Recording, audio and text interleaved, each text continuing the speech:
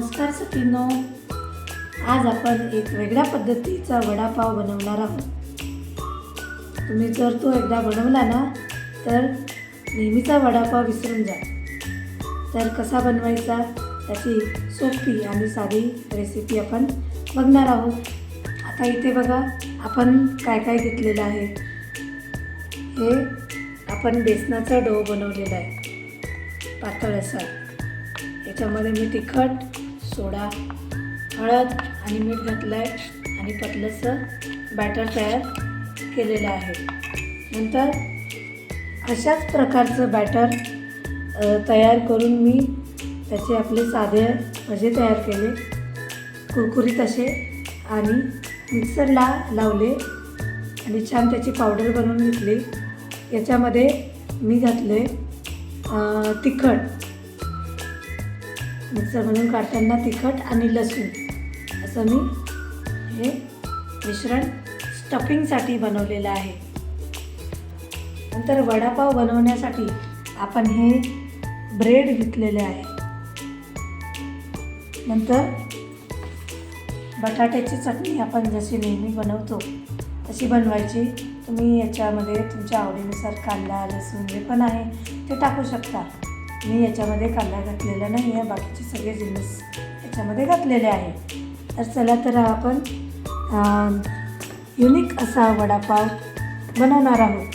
तर हा बनवल्यानंतर तुम्ही जेव्हा व्हिडिओ बघणार आणि शेअर करू, तो व्हिडिओ बघितल्यानंतर तुम्ही कमेंटमध्ये सांगा की याला नाव काय द्यावं। तर चला आपण बनवूया युनिक। सुरुवातीला याचे 2 सर्कल्स कट करून घेऊया।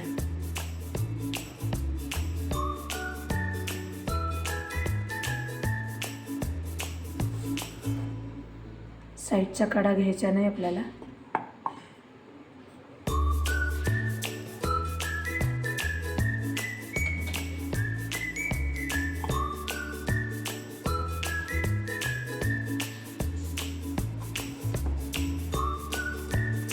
अशा तुम्ही आधी बनवून ठेवा।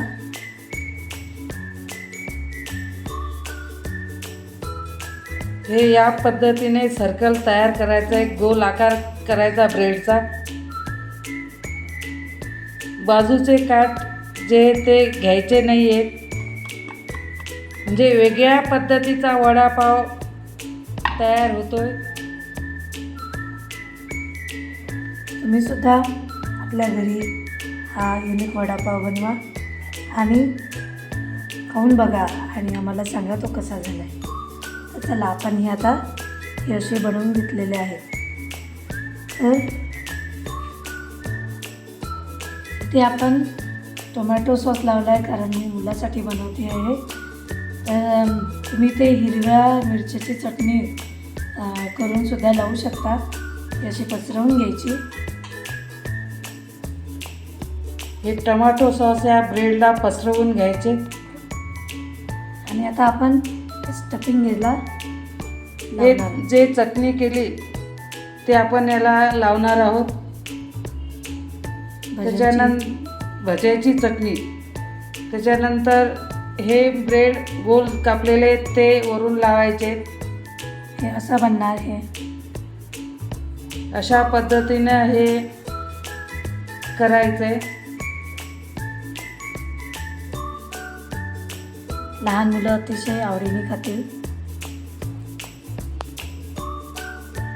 तुम्ही सकाळी किंवा संध्याकाळी हे नाश्त्यासाठी बनवू शकता। अतिशय सोपी पद्धत आहे। इथे आपण गॅस ऑन केला कारण आपल्याला ते तळायचं आहे। असं स्टफिंग तयार झालं आहे। आता ही जी बटाट्याची चटणी आपण बनवलेली आहे ती आपण याला अशी वरून लावून घेणार। हे या ब्रेडला वरून लावून घ्यायचे। तुम्ही या वडापावला जे नाव देसाल ते तुम्ही कमेंट बॉक्समध्ये लिहून पाठवा, सांगू शकता। जे मनात आलं ते मी बनवलेला आहे,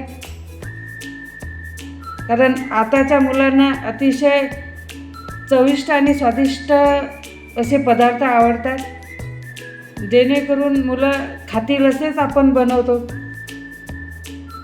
हे दोन्ही बाजूने लावून घ्यायचं आहे.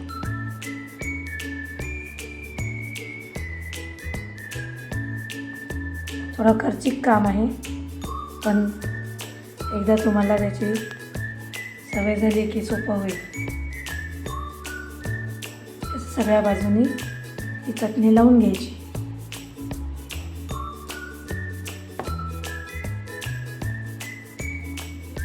हे असं लावून घ्यायचं आहे.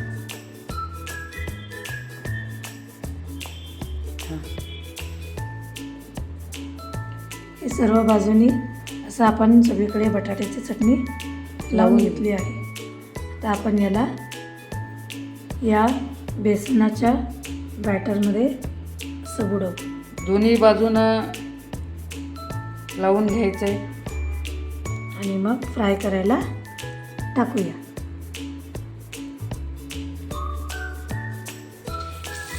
कढईमध्ये फ्राय करायला टाकायचं आहे. दोन्ही बाजूने चांगलं तळून घ्यायचं आहे. या पद्धतीने आपला युनिक वडापाव तळून तयार आहे. तुम्ही खाऊन बघा आणि कसा झाला तो आम्हाला कमेंटमध्ये सांगा. आणि हो, या बटाट्याच्या वड्याला काय नाव द्यायचं ते मात्र सांगायला विसरू नका हां.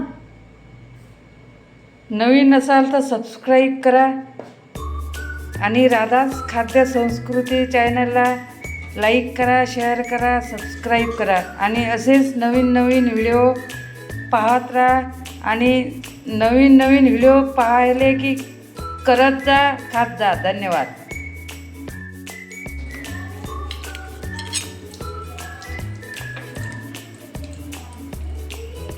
हा झाला आपला वडापाव तयार.